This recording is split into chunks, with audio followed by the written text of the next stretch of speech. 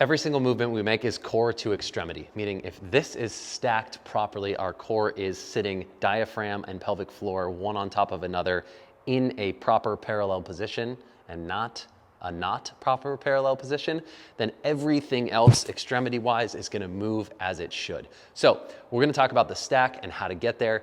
Easiest way for us to do this is to essentially stand with soft knees, place our hands on our hips, and then just imagine that our hips are like a bowl of water, okay? So in this bowl of your hips, you've got water. If I were to anteriorly tilt, I'm spilling water out of the front of the hips. If I were to posteriorly tilt, I'm spilling water out the back. It's a very full bowl pelvis of water, okay? So the first thing to do is just start to play with these tilts, okay? As you move through, some of us that are really stiff are gonna find that this doesn't feel great, and then to tuck under feels like we have to do something weird with our back. To get back here, we have to bend the knees. That's okay. Find what feels comfortable for you, get a couple of rocks, and then find what feels like neutral. So a nice flat pelvis. We're not squeezing our butt cheeks, trying to get anything tense. We're just staying relaxed and finding that neutral.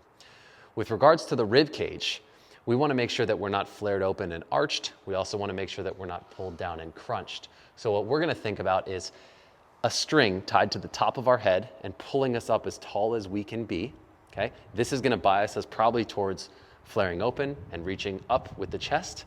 So in order to offset that without crunching, we're going to reach our hands forward as far as possible. And if you notice, your center of mass, which is basically if you draw a line down from my ear, is gonna come back as you reach those hands forward. So we've got this neutral pelvis, okay? No tension, you're not squeezing your butt.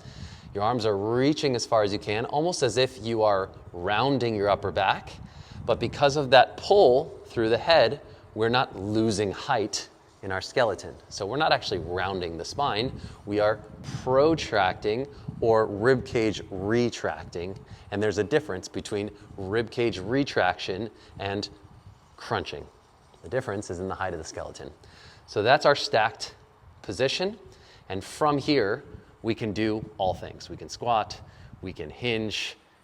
This gets a little confusing for some people. We're still stacked in a hinge here. We've just actually hinged from the hips. Many people will lose their stack in a hinge because they think they need to break the stack. If you stand that back up, that's what you look like. Okay, hope I made that clear. Stack yourself.